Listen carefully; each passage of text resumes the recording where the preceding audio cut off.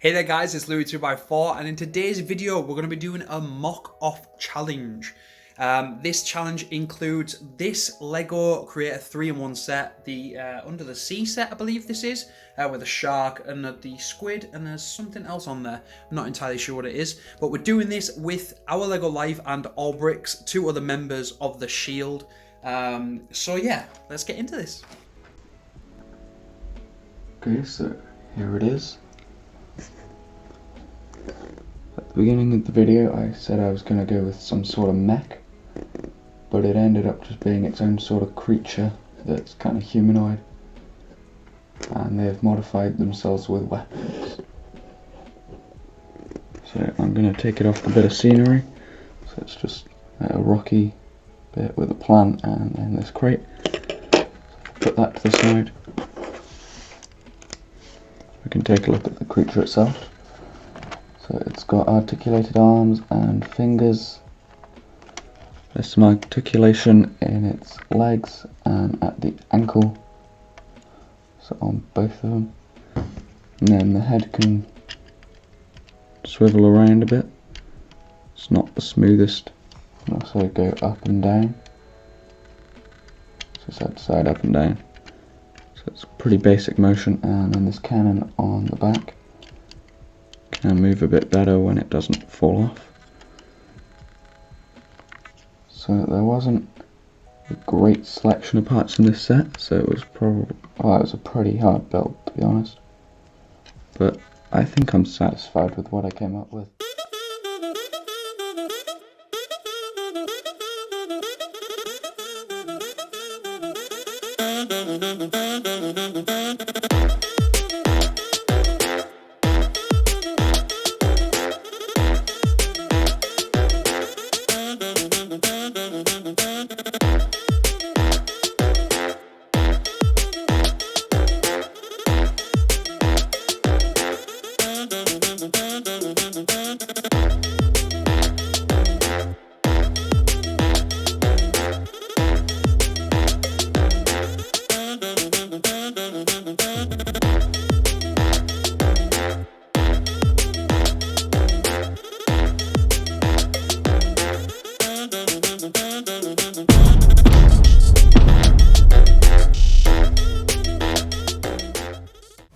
Hey guys, welcome to the end of our video. Thank you for making it this far and watch. We had a great time making this mock for the mock challenge with Lewi 2x4. We want to know what you guys think. We created this land shark speeder and Star Wars themed, and we wanted to incorporate the creatures. We put the shark head. We thought that looked pretty menacing. The shark head actually opens and pivots around.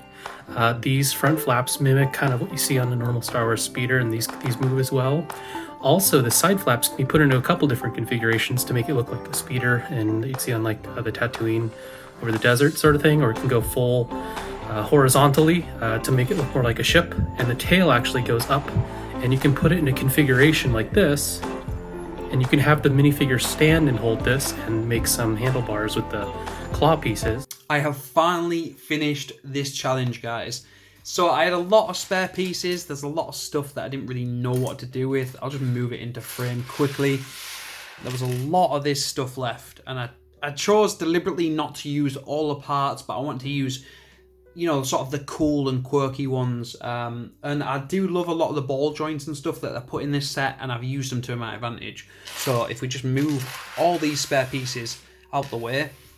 And there is only one additional minifigure that I've added to this just to sort of sell the whole idea.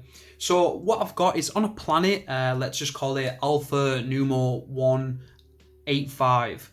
On that planet there has been a malfunction with the extraterrestrial beings on that planet and the machines that run the planet, and there's been some sort of weird mutation in terms of machines and aliens and with all these creatures that were living on the planet.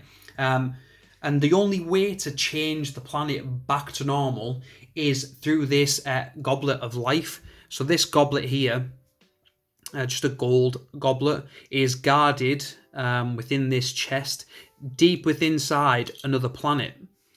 Now, it's kind of like a race between time and space and the galaxies to try and find this goblet of life to change everything back to normal. You've got the good guys that want to change everything back to the way it was so they can continue living their normal life and continue this adventure upon bringing new life to new planets and discovering things. Whereas the bad guys want to keep it for themselves because they have now adapted to this new way of life and they do love this control that they have. So, villain, I pronounce to you Sir Crabulot. So, Sir Crabulot is a mix between a crab and some of these extraterrestrial / machine beings on the Alpha planet. Now, he's happy. He has a lot more control now, so he wants this goblet of life for himself, and he doesn't want anybody to find it. And if he does find it, what he wants is to keep it locked away so he can keep Alpha, the planet, as is, and doesn't want anything to change. So I really did enjoy building this little sort of alien creature guy. He's got like a sort of swivel cannon on the top there. That's really, really cool. He's got like these claw-like arms and a bit of articulation in his arms left and right, and I actually didn't mean to give him this sort of like menacing grin. I just sort of put it on there expecting to do something else with it, and it kind of looks goofy and funny but evil at the same time. So he fully stands. Just stick him on there like that. But obviously when say if this was a TV show or something, he would sort of be walking around like this on his claws and putting him back over there, and he'd just sit on his claws. But yeah, that is Sir Crabulot. And what we've got here is I'll keep this. This is the additional minifigure I added just to kind of sell this whole battle. So this is Rex. Rex is a space ranger, and he is a very, very few people left on the planet that actually wants everything back to the way it was. There's only a handful of them. There's probably about 8 of these sort of human beings. Their duty was to protect, and now their duty is to fight and try and get the planet back to normal.